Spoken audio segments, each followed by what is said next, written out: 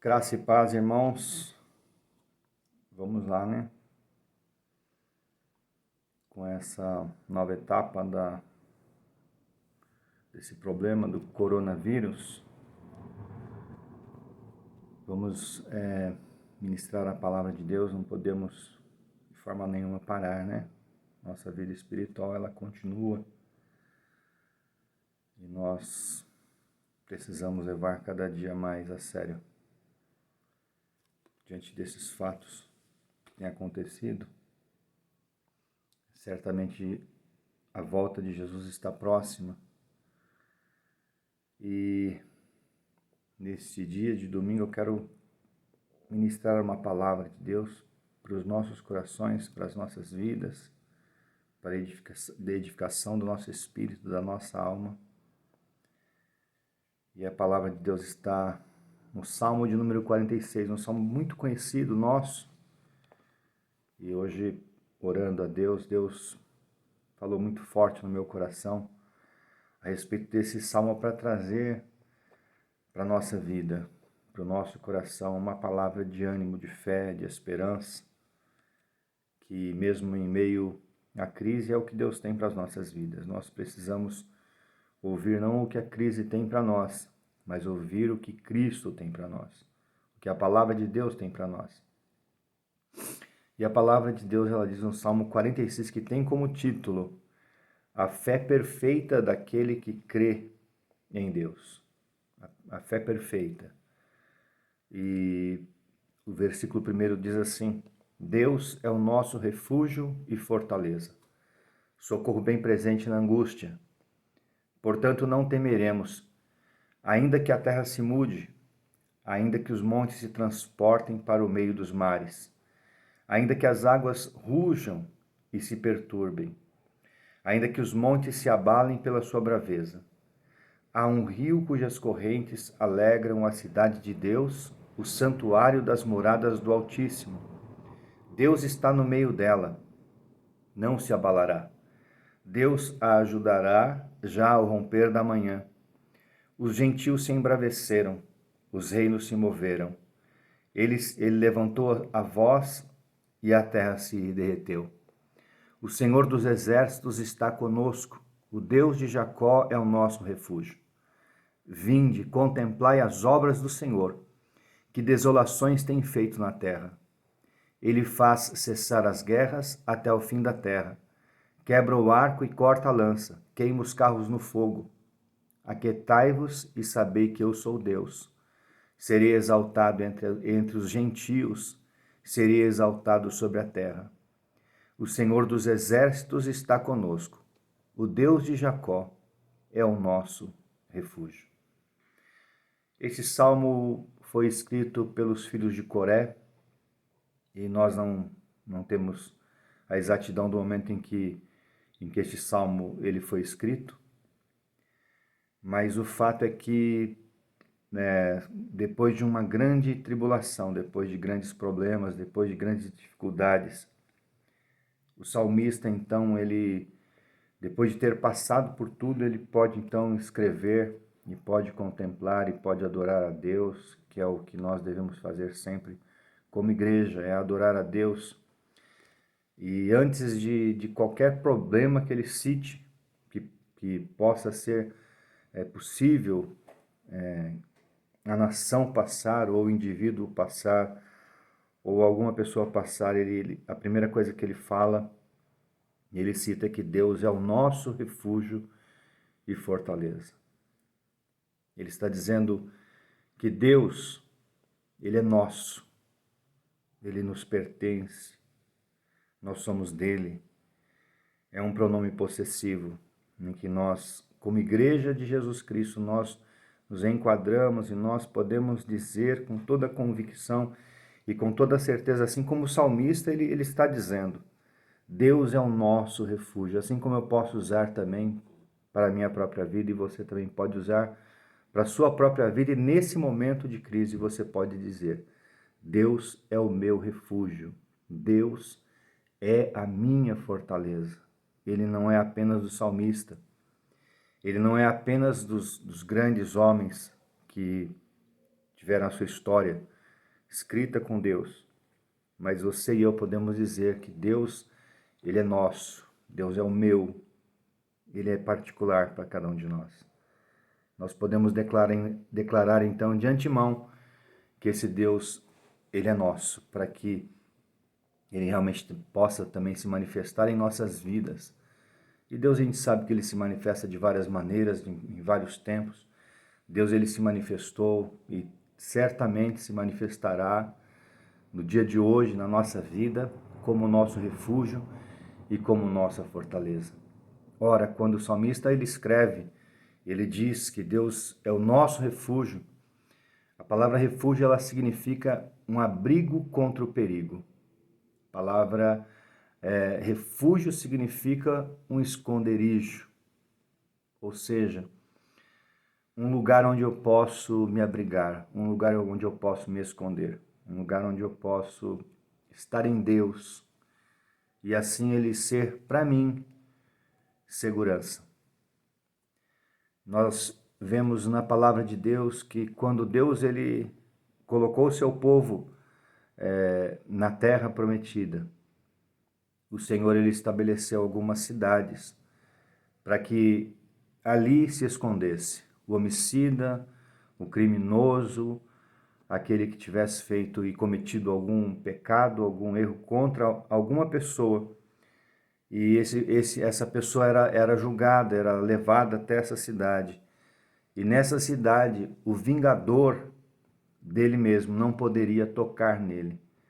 Porque naquela cidade, naquela localidade, se ele permanecesse ali, havia uma ordem de Deus, de que ele, dentro daquele lugar, ele estaria seguro. E assim também o nosso Deus. Quando nós estamos nele, quando nós fazemos dele o nosso refúgio, quando nós estamos na presença do Senhor e no Senhor, também ninguém pode nos tocar, porque na presença do Senhor nós somos guardados, nós somos protegidos, nós somos cuidados, nós somos amparados pelo Senhor que fez os céus e a terra. E Deus é aquele que tem sido para nós o nosso refúgio. Em qualquer tempo de angústia, de tribulação, em qualquer tempo em que nós estivermos passando por alguma dificuldade, por algum problema, é para lá que nós vamos correr, é para lá que nós vamos estar. É na presença do Senhor é que vamos nos abrigar, porque o Senhor é o nosso refúgio. Nós podemos descansar, nós podemos estar no Senhor que fez os céus e a terra. Mas ele também diz que Deus é a nossa fortaleza. Fortaleza nós entendemos que é um lugar seguro.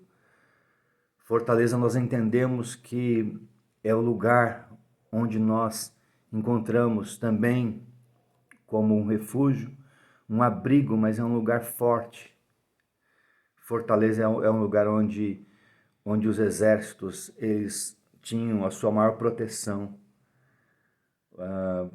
Olhando para a palavra de Deus, para a Bíblia, por várias vezes os salmistas eles declararam de Deus que o Senhor é não somente a nossa fortaleza, mas é a rocha onde a nossa vida, onde a nossa estrutura, toda a nossa estrutura, seja ela espiritual, seja ela emocional, seja ela econômica, seja ela física, o Senhor é a rocha onde nós estamos abrigados, onde nós nos escondemos. Rocha nos fala de alicerce, um lugar seguro, um lugar firme, um lugar onde nós podemos realmente confiar, descansar, esperar no Senhor que fez os céus e a terra. Então, quando o salmista ele diz que o Senhor é o nosso refúgio, a nossa fortaleza, o nosso socorro, eu gosto muito da tradução, o nosso socorro bem presente na tribulação ou na angústia. Nós temos esse abrigo e nós temos essa segurança antecipados, antes de qualquer coisa, antes dos problemas, antes das dificuldades. E esta é a declaração que o salmista ele dá. Antes de qualquer coisa, o Senhor é tudo isso para nós, para que nós possamos confiar nele como nosso Deus. Antes de qualquer coisa que venha acontecer, que possa acontecer, ele é socorro bem presente, ele está presente assim que nós clamarmos, quando nós clamarmos, e assim que nós buscarmos a presença dele, do Senhor, ele está pronto.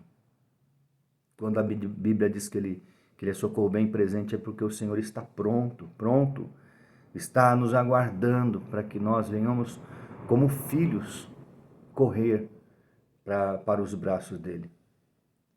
O Senhor Jesus disse certa vez para o povo de Israel que ele quis ajuntar Israel, assim como uma galinha junta os seus pintainhos debaixo das suas asas. E assim também como essa galinha, nessa figura que o Senhor Jesus ele usa para dizer que a galinha ela protege os seus pintainhos debaixo das suas asas. Assim também nós podemos correr para debaixo das asas do Altíssimo, como diz o Salmo 91. Nós podemos nos esconder nele, nesse tempo. Nós podemos buscar refúgio nele, na sua presença, através do sangue, através do poder do nome de Jesus, do sangue de Jesus, que é lugar de proteção, que é lugar de cuidado, que é o lugar onde nós mais nos sentimos seguros. É debaixo das asas do Senhor que fez os céus e a terra. Então Deus ele está pronto. Neste tempo Deus está pronto para nos socorrer. Nesse tempo Deus está pronto para nos ajudar. Nesse tempo o Senhor está à nossa disposição, somente nos aguardando para que quando nós clamarmos Ele nos ouvir. Ele venha nos ouvir, Ele venha nos abençoar, Ele venha estender as suas mãos, Ele venha nos dar a sua vitória. O salmista ele diz, portanto, no versículo de número 2, portanto não temeremos. Olha que expressão. Num tempo em que o medo é que está imperando. Num tempo em que as pessoas estão com medo, apavoradas. O salmista diz, portanto não temeremos. Ora, se Deus é o nosso refúgio e nossa fortaleza, se Ele é um socorro que está bem presente, então nós podemos dizer também, como o salmista está dizendo, portanto nós não temeremos. Não tema, igreja. Não temas, povo de Deus. Não temas, igreja.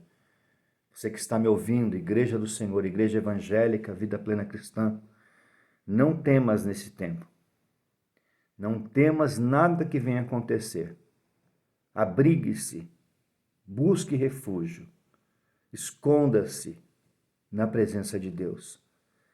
Saiba que o Senhor vai ser um muro forte ao teu redor. Um muro forte, uma fortaleza ao teu redor. Para que nada venha abalar a sua vida, nem nada venha abalar a sua fé. Portanto, nós não temeremos. É uma afirmação. Nós não vamos temer. Ainda que, o salmista Davi ele diz no Salmo 27, ainda que a guerra se levante contra mim, ainda que um exército se levante contra mim, o meu coração, ele não vai temer, ele apenas vai confiar no Senhor. A palavra de Deus, nós já ouvimos várias vezes que existem pelo menos 365 vezes na palavra de Deus que está escrito, meu filho, não temas. É para cada dia do ano, para cada dia que você acordar e você vai ouvir essa voz de Deus dizendo para você, não temas, meu filho. Não temas o que está acontecendo no mundo. Não tema nenhum tipo de assolação, não tema nenhum tipo de problema. Não tema nenhum exército. Não tema nada, porque o Senhor é aquele que está com a sua vida. Portanto, não temeremos, ainda que a terra se mude, ainda que os montes se transportem para o meio dos mares. 3. Ainda que as águas rujam e se perturbem, ainda que os montes se abalem pela sua braveza. Aqui ele está apontando certamente catástrofes.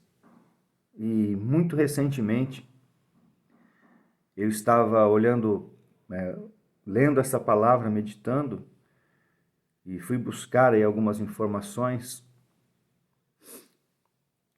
a respeito de catástrofes que o mundo passou há muito pouco tempo, há 16 anos atrás, lá na Indonésia, na ilha da Sumatra, nós vimos aquele tsunami, um terremoto seguido de tsunami. Morreram mais de 200 mil pessoas. Em 2010, no Chile, morreram 525 pessoas de uma vez só. A cidade ficou destruída. No Japão, em 2011, morreram 15 mil pessoas. Isso foi noticiado, nós vimos, é do nosso tempo. Foram tragédias que aconteceram recentemente. A história da humanidade, quando nós olhamos para a Bíblia, ela é formada por fatos, por tragédias, por acontecimentos, por guerras que dizimaram milhares e milhões de pessoas. A história nos traz esses fatos que, quando nós olhamos para esses fatos, para tudo que ocorreu, nós vemos que o povo de Deus muitas vezes estavam ali no centro de tudo aquilo que aconteceu, principalmente nas guerras, principalmente nas invasões. O povo de Deus estava vivendo momentos, dificuldades terríveis, catástrofes que atingiram algumas vezes o povo de Deus. Mas o salmista, quando olha para isso aí, para todas essas coisas que aconteceram, ele diz: nós não temeremos. Nós não temeremos. Nós precisamos olhar para o povo de Israel, nós precisamos olhar para o povo de Deus, nós precisamos olhar para a igreja. A igreja que desde o começo dela foi perseguida. E ela permanece até hoje, porque o Senhor Jesus fez uma promessa, e essa promessa ela está na palavra de Deus, e ela é verdadeira. Jesus, ele disse: eu edificarei a minha igreja sobre esta rocha, e as portas do inferno não vão prevalecer contra a minha igreja, contra o meu povo. Então nós podemos ter a certeza de que a palavra de Deus, ela é fiel, o Senhor é o mesmo, ele não muda, ele continua o mesmo, e nós podemos confiar nessa palavra, porque ela é verdadeira. As tragédias, então, elas vão acontecer. Sempre. Mas a palavra para a nossa vida é: não temas. Não fique com medo dessas coisas. Olhe para o Senhor que fez os céus e a terra. Se abrigue no Senhor. E saiba que nele, você e eu, que nós temos segurança, nós temos proteção. Nós temos o cuidado do Senhor que fez os céus e a terra. Em nome de Jesus Cristo. Mas o versículo de número 4, ele diz algo muito tremendo para a minha vida e para a sua vida. Ele descreve as catástrofes no 3 e no 4, no 2 e no 3, mas no 4 ele diz algo interessante, diz assim: há um rio cujas correntes alegram a cidade de Deus, o santuário das moradas do Altíssimo.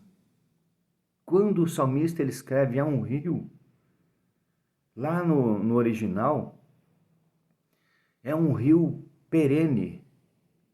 Sabe aquele rio de águas calmas, de águas tranquilas? Então nós olhamos o contraste dos versículos 2 e 3 para o versículo de número 4. Começa falando no 2 e 3 de terremotos, de maremotos, de catástrofes que acontecem e que deixam aquele que não crê apavorado, em pânico, em angústia, em depressão. Aqueles fatos que tiram a paz, aqueles fatos que deixam as pessoas extasiadas, que deixam as pessoas com aquele suspense no ar, o que é que vai ser depois disso. Nós vamos então para esse versículo e olhamos que existe um rio. E este rio perene, este rio de águas calmas, cristalinas, esse rio fala sobre restauração, esse rio fala sobre manifestação de bênção, manifestação do poder de Deus. Este rio fala sobre a ação de milagres de Deus, do favor de Deus para nós. É disso que esse rio vai falar para nós, que nós, aleluia, mesmo em meio às tempestades, nós podemos então descansar, viver na presença de Deus, buscar a Deus e ter este rio como uma referência para nós, sabendo que a ação de Deus, que o poder de Deus, que a restauração de Deus, que mesmo em meio às guerras e às tribulações, nós podemos então nos lançar em Deus, no Senhor, e viver no poder sobrenatural deste rio. Nós temos que entender que nesse tempo o que nós temos que fazer como igreja realmente é nos lançar neste rio, é nos colocar na presença de Deus. Nós sabemos que uma das linguagens do Espírito Santo no Antigo Testamento é a água. É como no livro do profeta Ezequiel, que aquelas águas que saíam do trono de Deus, do limiar, do altar, aquela água que começava com um fiozinho fininho. E o profeta foi vendo por onde aquelas águas elas iam passando, e onde era deserto, aquelas águas iam levando vida, aquelas águas iam levando saúde, aquelas águas iam levando cura. E o profeta, quando ele chega lá, onde aquele fiozinho ele termina, ele vê um rio muito grande. Um rio, quando ele olha para as margens daquele rio, ele percebe que nas margens do rio existem árvores, e árvores frutíferas, árvores viçosas, árvores abundantes. Ele olha também para o rio, ele vê que dentro do rio existia uma quantidade muito grande de peixes. Aleluias! Este rio ele vem ao contrário daquilo que o mundo ele quer nos propor. Porque de um lado vem esses terremotos, esses maremotos, essas águas tão bravas, tão bravias, essas tempestades que querem destruir, que querem trazer confusão, que querem arrastar tudo, que são as informações que muitas vezes o mundo ele traz. Mas aí existe esse rio que nós, aleluia, como o profeta, ele está dentro deste rio, ele está mergulhado neste rio. E ele vê que então, para quem está vivendo nessa condição, existe restauração, existe cura, existe saúde. E essa é a proposta de Deus, que o salmista aqui ele declara. O mundo está passando por tudo isso, pelas tribulações, pelos problemas. O mundo está passando, está atravessando esse caos, esse tormento.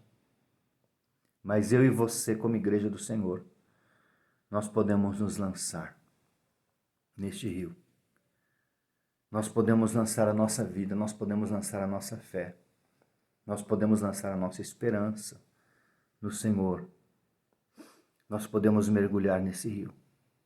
Há um rio cujas correntes alegram a cidade de Deus. O santuário das moradas do Altíssimo. O santuário das moradas do Altíssimo. A Bíblia diz que nós somos o templo do Espírito Santo, que nós somos o povo de Deus. Nós somos um povo diferente, nós somos o povo que vai morar nos céus. Nós somos o povo a quem estas palavras, elas estão endereçadas. O endereço dessa palavra é para o meu coração, é para o seu coração nesse dia. Talvez você, como nós, ficamos às vezes tão compenetrados nas notícias e o nosso coração acaba se abalando. A nossa vida, ela começa apenas a viver em função disso, dessas preocupações. Mas eu quero dizer para você, igreja, existe um rio. Existe um rio que lava, que cura, que restaura, que te dá vitória. E é nesse rio que você e eu que devemos mergulhar nesses dias. É nos braços do Pai. É nos braços do nosso Deus. É aos pés do Senhor que fez os céus e a terra. Eu quero profetizar sobre a tua vida, igreja, que você vai viver e você vai levar dessas águas ao mundo. Você vai levar dessas águas para que haja cura, para que haja bênção. Assim como esse rio, ele parava, ele tinha um lugar de muita vida, de muita abundância e de cura. Assim também você vai ser um canal para levar restauração àquilo que está apodrecido pelo pecado. Porque uma das coisas que certamente esse mal tem trazido e tem mostrado é que Deus tem trazido juízo sobre as nações que abandonaram a presença de Deus. O Senhor tem trazido juízo, não somente para as nações, mas também tem chamado a igreja para um tempo de arrependimento, para um tempo de reflexão, para um tempo de olhar para os céus, de olhar para o alto, de olhar para o Senhor e de se voltar para Ele. A Bíblia diz no versículo de número 5, Deus está no meio dela.